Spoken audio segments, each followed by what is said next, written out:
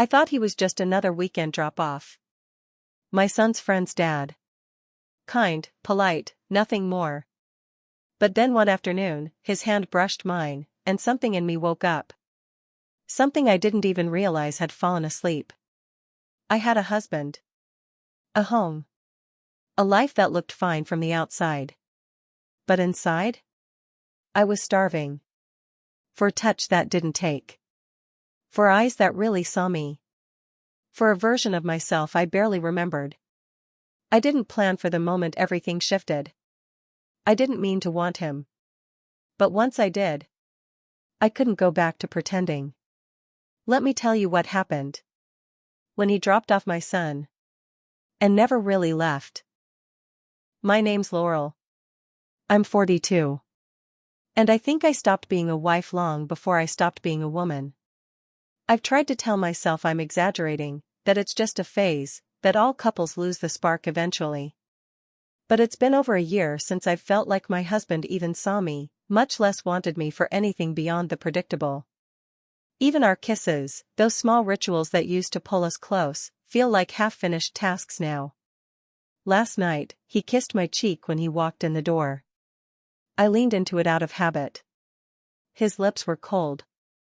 And I don't think he even noticed I didn't kiss him back. We used to be fun. Sexy, even. Spontaneous in ways that felt like we had our own language. I'd burn dinner, and he'd lift me onto the counter like it was part of the plan. But now? He comes home, drops his keys in the bowl, and goes straight to the couch.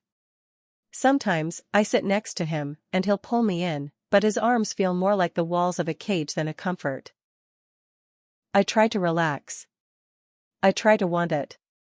But it's like my body knows before my mind does, this isn't connection. It's routine. And then there's Miles. My son from a previous marriage. 17, quiet, kind. He gets dropped off every other weekend by his best friend's father, Caleb. A man who smiles when he speaks to me. Who looks me in the eye. Who asks questions and listens. I think it was 2 months ago, the first time I felt it, that something had shifted. Caleb handed me a bag of Miles' things, our hands touched for half a second longer than necessary, and I felt awake. And that scared the hell out of me. This morning, David kissed the back of my neck while I was chopping vegetables. It used to send shivers down my spine. Now it just made me grip the knife tighter. You smell good, he murmured. I offered him a half-smile, but it felt like a lie. Thanks. He lingered, slid his hands around my waist. I could feel his breath, warm against my ear, but instead of pulling me in, it made my shoulders tense. David isn't cruel. He's never been. He's a firefighter, steady, brave, respected in our community. People admire him. I did too. Still do, in some distant way. But lately, every time he touches me, I feel like I'm being asked to give something I no longer have. When I try to talk, he listens for a minute, and then kisses me. Or gropes me. Or leads me to the bedroom like that's where the answer lives. And maybe for him, it does. But for me? It just feels like another way to be dismissed. Last week, I told him I felt distant, that I didn't feel wanted, not really. He laughed like he didn't understand. How can you say that, he said. I'm always all over you. Exactly, I wanted to say. That's the problem. But I didn't. I just nodded and apologized, like maybe I was asking for too much. Caleb dropped Miles off again this afternoon. He stayed a few minutes longer, asked if I was okay. His voice was gentle, like a quiet place I could rest inside. I told him I was fine. Of course I did. And still, hours later, I'm replaying the way he said my name. Like he meant it. Like I wasn't invisible. I don't remember the last time I kissed David without thinking about how it might end. Tonight, he tried again, after dinner, when the dishes were still in the sink and the news hummed in the background. I was wiping the counter when he came up behind me, hands low on my hips, and kissed the side of my neck. I didn't flinch. I didn't lean in either.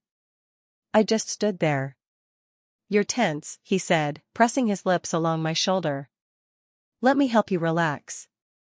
I closed my eyes, and for a moment, I tried to want it. I really did. I even turned toward him, let him kiss me full on the mouth. But the second his hand slipped under my shirt, something in me shut down. I kissed back, but it was automatic, a habit, not a hunger. He pulled back just slightly. What's wrong? I shook my head. Nothing. I'm just tired. He sighed but didn't push. Just kissed my forehead and said, "You're always tired lately."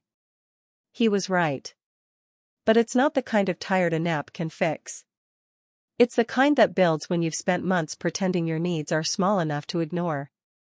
Earlier this week, Caleb had accidentally brushed my hand when I passed him a water bottle. Our fingers touched for maybe a second too long. I apologized, but he didn't look away. He just smiled, soft and kind, like he noticed. And it undid something small in me. I'm not proud of the thoughts I've been having. I'm not even sure I'd call them thoughts, more like aches I can't name. But tonight, when David walked away, frustrated, I stood in the kitchen whispering to myself, why does everything have to turn into sex? It happened on a Sunday. One of those quiet, soft light afternoons that used to feel like safety. We were all home, me, David, and Miles, who'd just come back from the weekend at Caleb's. I made lunch. Roasted chicken, mashed potatoes, asparagus. Something warm, comforting. I was trying.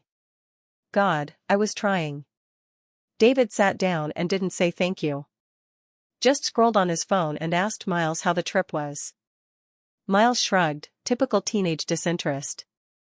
Then David said something that pierced sharper than I expected. Tell your mom you're lucky Caleb's so reliable. I don't know what she'd do without him. He chuckled like it was harmless, like it was just a joke.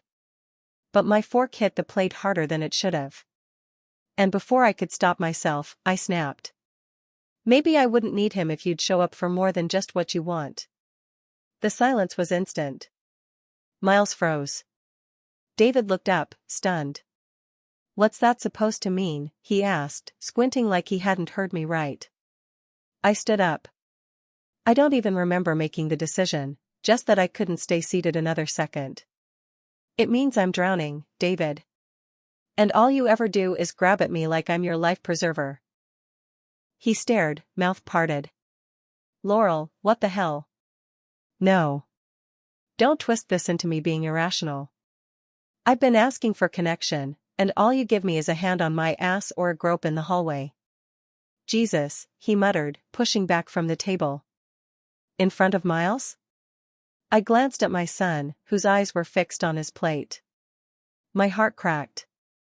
I ran to the bathroom, shut the door, and let myself cry in that ugly, choking way that makes your ribs hurt. Shame poured in fast, too fast to hold off. I'd made it about Caleb. I knew how that would sound. But it wasn't about him.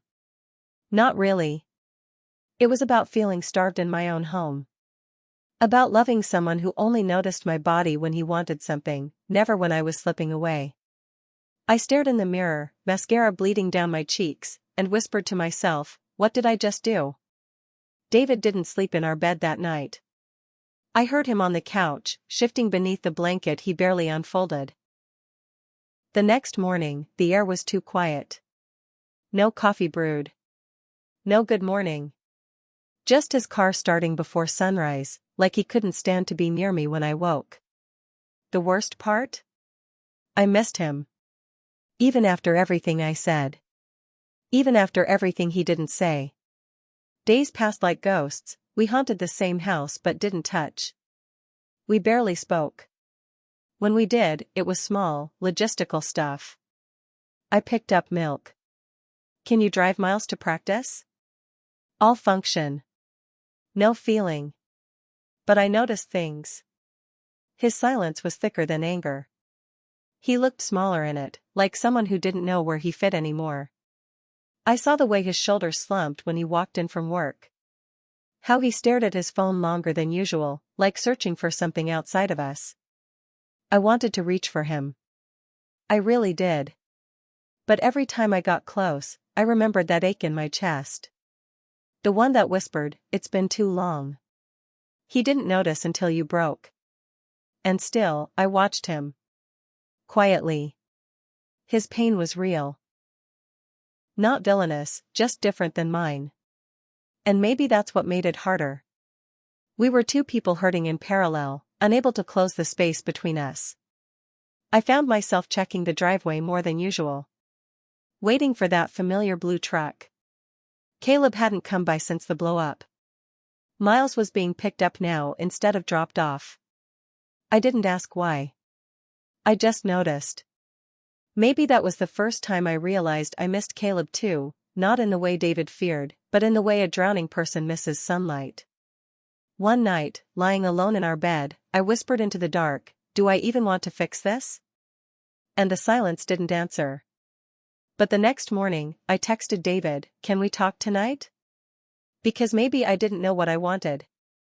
But I knew I couldn't live like a ghost anymore.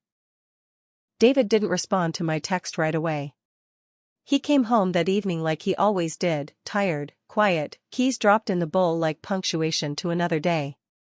But he walked into the kitchen, leaned against the counter, and looked at me in that old, familiar way, like he was trying to read a language he'd forgotten how to speak. "You wanted to talk," he said. I nodded, then sat down at the table. He followed. "I don't even know where to start," I said. "But I need to say this without you trying to fix it with sex. Please." He looked like I'd slapped him, but he nodded. "Okay." So I told him. Not everything, not about Caleb. That wasn't the point. I told him I felt alone. That I couldn't keep pretending physical affection made up for emotional distance. That I needed to feel seen, heard, held in ways that didn't involve being pulled into bed. He was quiet for a long time. Then he whispered, "I thought, touching you was how I showed love." I blinked, biting back tears. And I thought staying quiet was how I protected it.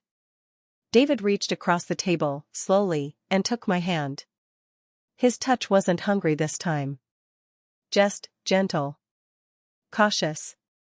I didn't know how far we'd drifted. I kept thinking it was just stress. Work. Life. "I know," I said. "Me too." We sat like that, fingers tangled between the wreckage. It wasn't dramatic. It wasn't cinematic. It was just two tired people, trying. That night, he didn't reach for me in bed. He just pulled me close, my back against his chest, and whispered, "I don't want to lose you." And I didn't flinch. But I also didn't say it back. Because rebuilding isn't a moment. It's 100 small ones after the damage. And sometimes even love doesn't guarantee you'll make it. Later that week, Caleb came to drop off Miles again. I met him at the door. He didn't stay. But as he handed over the overnight bag, our eyes met, and I swear he could see everything I wasn't saying. And for the first time, I didn't look away. I've thought a lot about what it means to stay. What it costs. What it gives. There was a time I believed staying meant love. That commitment meant endurance. But now, I know it's more complicated than that. Staying isn't always strength. And leaving isn't always weakness. Sometimes, the bravest thing you can do is just admit you don't know what you want anymore. David and I are still under the same roof. We talk more now, really talk, but there's still this invisible wall between us. Like we both pressed our palms to the glass, hoping the other will break it first. Some nights, he still holds me. Softly. Like I'm something delicate. And I let him. Not because I owe him that, but because I want to remember what it feels like to be safe again, even if only in pieces. And then there's Caleb. He never stayed that night. Not physically.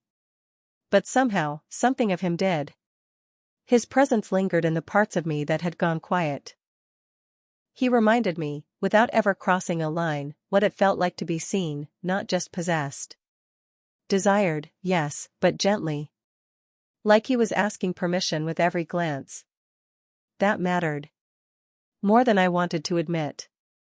I haven't touched him. I haven't told him. But the way he looked at me that last time. I think he knew. And he respected the space I needed to figure it out. And maybe that's what I needed most. Because this wasn't just about my marriage. It was about me.